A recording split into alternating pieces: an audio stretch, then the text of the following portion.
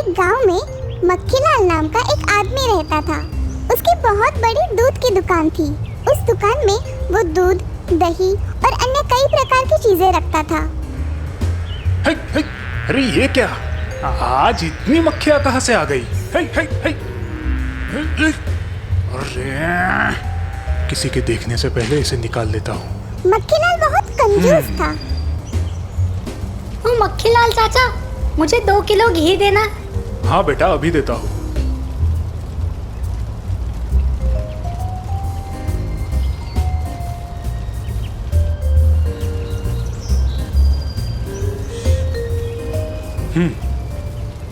अरे ये क्या मक्खीलाल चाचा, इसमें तो मक्खी गिरी है। क्या मक्खी? दिखाओ तो जरा। लड़का मक्खीलाल को घी का डिब्बा दिखाता है। रुको बेटा, मैं तुम्हें अभी दूसरा घी का डिब्बा देता हूँ। मक्खीलाल उस घी के डिब्बे में से मक्खी निकालता है और वही डिब्बा उस लड़के को देता है। लो, ये लो बेटा, अब ठीक है ना? हाँ मक्खीलाल चाचा, चलो अब मैं चलता हूँ। तभी उसकी दुकान में राजमहल से 2 सिपाही आते हैं। सुनो मक्खीलाल, दोपहर तक 40 किलो घी राजमहल तक पहुंच जाना चाहिए। हाँ, मगर इतना घी? आज राजमहल में दावत है क्या? हाँ, आज महाराज ने सभी मंत्रियों के लिए दावत रखी है। ठीक है, चिंता मत करो, आपको घी वक्त पर मिल जाएगा। सिपाही वहाँ से निकल जाते हैं और मक्खीलाल घी बनाने की तैयारी शुरू कर देता है। सुनो सुखीलाल, आज दोपहर तक 40 किलो घी राजमहल में पहुंचाना है।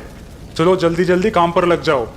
पर मालिक, 40 किलो घी बनाने के लिए अपने पास इतना दूध ही नहीं है। एक काम करो, जितना भी दूध है उसमें आधा पानी मिला दो। इससे काम हो जाएगा। पर मालिक, ऐसा करना ठीक नहीं रहेगा।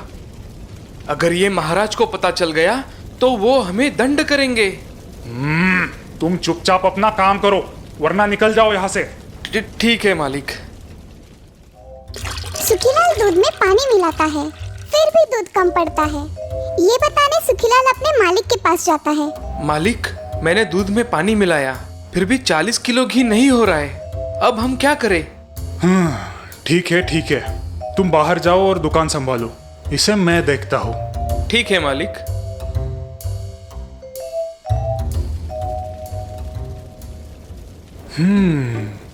क्यों ना मैं इसमें वनस्पति तेल मिला दूं? मक्खीलाल पास ही में रखा वनस्पति तेल का डिब्बा उठाता है और घी में मिला देता है। वह घी का डिब्बा पूरा भर देता है। हाँ, अरे वाह, मेरा काम तो हो गया। अब इसे जल्दी राजमहल पहुंचाना होगा। मक्खीलाल घी का डिब्बा लेकर राजमहल जाता है और उसे देकर वापस घर आता है। सारे मंत्री राजमहल की दावत में आते हैं। दावत बड़ी शानदार होती है। राजा सभी मंत्रियों की खूब मेहमान नवाजी करता है। सभी मंत्री भरपेट खाना खाते हैं। खाना हो जाने के बाद सभी मंत्री राजा से मिलकर अपने घर निकल जाते हैं। उपहार के तौर पर राजा सभी मंत्रियों को एक-एक मिठाई का डिब्बा देता है। अरे वाह, कितनी अच्छी सुगंध आ रही है। थोड़ी मिठाई मैं भी चख लेता हूँ। राजा ने बड़े मजे से वो मिठाई खाई। राजा की तरह मंत्रियों ने भी मिठाई का मजा लिया। मिठाई खाकर राजा बीमार पड़ जाता है। महाराज, सारे मंत्री भी आपकी तरह बीमार हुए हैं। क्या? ये कैसे हो सकता है? लगता है मिठाई में कुछ गड़बड़ थी। जाओ, जाकर हलवाई को बुलाओ। जी महाराज। अरे ओ मूर्ख, तुमने ये कैसी मिठाई बनाई? तुम्हारी मिठाई खाकर सभी लोग बीमार पड़े हैं। महाराज, मैंने तो सभी चीजें बराबर डाली थी। मुझे नहीं पता महाराज। महाराज, मुझे लगता है कि मक्खीलाल की घी की वजह से ये सब हुआ होगा। क्या तुम्हें पूरा यकीन है कि ये सब उस घी की वजह से बीमार पड़ गए हैं? हाँ महाराज, क्योंकि उस घी में से मुझे वनस्पति तेल की खुशबू आ रही थी। इसका मतलब मक्खीलाल मिलावट करके सभी को धोखा देता है। सेनापति, 2 सिपाहियों को मक्खीलाल के घर भेजो और नजर रखने बोलो। जी महाराज। सिपाही मक्खीलाल के घर के पास पहुंचते हैं और छुपकर देखने लगते हैं। मक्खीलाल घी में वनस्पति तेल मिला रहा था। अरे ये क्या? ये मक्खीलाल तो मिलावट करके सभी लोगों को फंसा रहा है। हाँ, हमें इसे रंगे हाथ पकड़कर महाराज के पास लेके जाना चाहिए। हाँ, चलो जल्दी। सिपाही मक्खीलाल के घर जाते हैं और उसे रंगे हाथ पकड़ते हैं। घी में मिलावट करते हो? चलो चलो अब महाराज के पास चलो। नहीं, मुझे माफ कर दो। चलो, तुम्हें जो भी कहना है महाराज के सामने कहना। सिपाही मक्खीलाल को लेकर राजमहल आते हैं। महाराज, इस मक्खीलाल को हमने रंगे हाथ पकड़ा है, घी में मिलावट करते हुए। क्या इसका मतलब तुम सभी लोगों को फंसाते हो? मुझे माफ कर दो महाराज, मुझसे गलती हो गई। मैं दोबारा ऐसा काम नहीं करूंगा।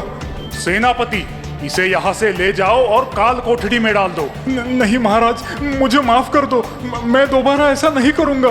महाराज मक्खीलाल की बात नहीं सुनते और सेनापति उसे काल कोठड़ी में डाल देता है। तो दोस्तों, इस कहानी से हमें ये सीख मिलती है कि लालच की वजह से हम हमेशा अपना और दूसरों का भी नुकसान कर बैठते हैं। विजापुर गांव में अश्विन नाम का एक धनवान साहूकार रहता था। उसे अपने पैसों पर बहुत घमंड था। वो हमेशा लोगों की निंदा करता और सभी लोगों को अपने से कम समझता था। उसे लॉटरी के टिकट खरीदने की आदत थी। उसी गांव में संजय नाम का एक धोबी रहता था। वो हर रोज झील के पास कपड़े धोकर सुखाता और घर जाकर उन कपड़ों को प्रेस करता था। एक दिन संजय मैले कपड़े लेने अश्विन के यहाँ आता है।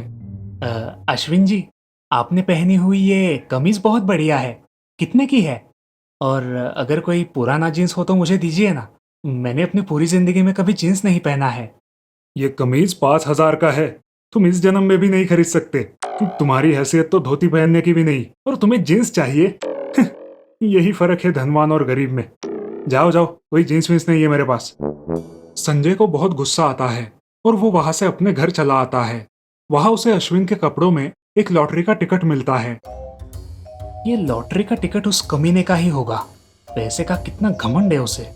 हे भगवान, ये लॉटरी का टिकट मुझे ही लगा देना। तुम्हें 100 नारियल चढ़ाऊंगा और मैं 100 जीन्स खरीद कर पहनूंगा। इस टिकट को लॉटरी लगेगी कि नहीं, ये तो मुझे शिवा बाबा ही बता सकते हैं। ये सोचकर वो शिवा बाबा के पास जाता है। बाबा को प्रणाम करता है। बाबा जी, इस लॉटरी के टिकट को इनाम मिलेगा कि नहीं, जरा देखकर बताओगे क्या?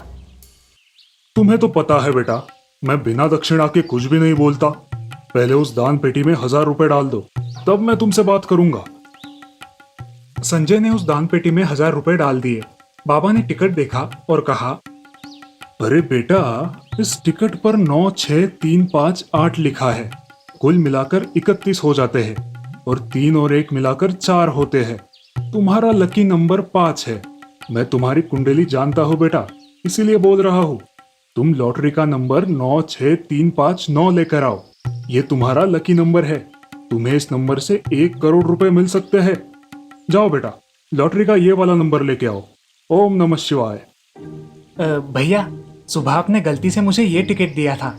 मुझे आप अगला नंबर वाला टिकट दोगे क्या? ये वापस ले लो, और चाहो तो इसके बदले में मैं 100 रुपए ज्यादा दे सकता हूँ। ये कहकर संजय ने पैसे और टिकट लॉटरी वाले को दे दिया। क्यों भाई संजय, तुम भी इस न्यूमेरोलॉजी में विश्वास करते हो क्या? ठीक है, ये लो अगले नंबर के लॉटरी का टिकट। दुकानदार ने संजय को लॉटरी का टिकट दे दिया। संजय गांव आकर खूब खुशी में नाचने लगा। ये देखकर सभी गांव के लोग अचरज से उसे देखने लगे। क्यों भाई, सब लोग मेरी तरफ ऐसे क्यों देख रहे हो? आज से मैं अमीर बन जाऊंगा और अब से मुझे आप लोगों के बदबूदार कपड़े धोने की कोई जरूरत नहीं पड़ेगी। तुम सबको मैं 1-1 हजार रुपए भी दूंगा। अब जाओ, अपनी गंदी शक्ल लेकर निकलो यहाँ से। इधर अश्विन की एक आदत होती है, जो भी लॉटरी के टिकट का नंबर होता है उसे एक बोर्ड पर लिख कर रखना और दूसरे दिन उसे चेक करना। अगले दिन न्यूज़पेपर में वो बारीकी से देखने लगा और नंबर मिलाने लगा। अरे ये क्या, मैंने पहला इनाम जीत लिया है, मैंने पहला इनाम जीत लिया है। अरे भाग्यवान, जरा मेरा कमीज लेके आना, उसमें लॉटरी का टिकट है। अरे कल संजय आया था तो मैंने उसे वो कमीज धोने को दे दिया। हे भगवान, ये कहकर अश्विन संजय के घर की ओर भागा। मेरा कल का लॉटरी का टिकट कहाँ पर है? संजय सच सच बताओ। वो लॉटरी का टिकट मेरे पास ही है। आप हमेशा मुझे खरी खोटी सुनाते हो, इसलिए ये बात मैंने आपको नहीं बताई। संजय निकालो वो टिकट, उसे 1 करोड़ का इनाम लगा है। मुझे पता ही था कि उस लॉटरी के टिकट को इनाम लगेगा, बाबा ने कहा था। मगर आप मुझे उसमें से क्या दोगे? मैं तो गरीब हूँ। ठीक है, मैं तुम्हें लॉटरी का आधा हिस्सा दे दूंगा, मगर मेरे कपड़े भी तुम्हें ही धोने पड़ेंगे। हाँ अश्विन जी, मैं सिर्फ आप ही की कमीज धोऊंगा और किसी की कमीज नहीं धोऊंगा। ये लीजिए आपका लॉटरी का टिकट। 96359। हाँ? ये तो मेरा टिकट नहीं है। आपने सही पकड़ा है साहब, ये वो वाला टिकट नहीं है। मुझे शिवा बाबा ने कहा था कि वो नंबर बदल कर लाओ और ये नंबर ले लो, और बस मैंने लॉटरी का टिकट बदल दिया। अरे कमबख्त, तूने लॉटरी लगा हुआ टिकट बदल दिया है और ये बेकार का टिकट लेके आया है। अब काहे की लॉटरी, तेरी वजह से मेरा 1 करोड़ का नुकसान हुआ है। ये कहकर अश्विन जी ने संजय को खूब मारा। अरे रुकिए अश्विन जी, मेरा पूरा बदन दर्द कर रहा है। जैसे आपने मेरी धुलाई की है वैसे ही मुझे भी किसी और की धुलाई करनी है। पूरी जिंदगी खराब कर दी है उसने। आप चाहो तो मेरे साथ आ सकते हो उसकी धुलाई करने। अश्विन और संजय दोनों शिवा बाबा के पास जाते हैं और उसकी खूब धुलाई करते हैं। शिवा बाबा गांव छोड़कर चले जाते हैं और संजय फिर से अपने कपड़े धोने के काम में लग जाता है। इस कहानी से हमें ये सीख मिलती है कि हमें पाखंड से दूर रहना चाहिए और किसी और की वस्तुओं पर अपना हक नहीं जताना चाहिए।